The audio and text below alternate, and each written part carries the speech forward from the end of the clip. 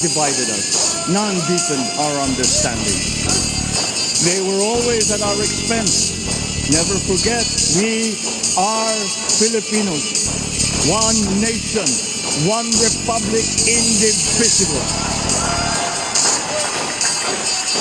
Conscious effort to align our definition of our territory and our maritime zone with what international law permits and recognizes. This has been inscribed in Article 1 of our Constitution.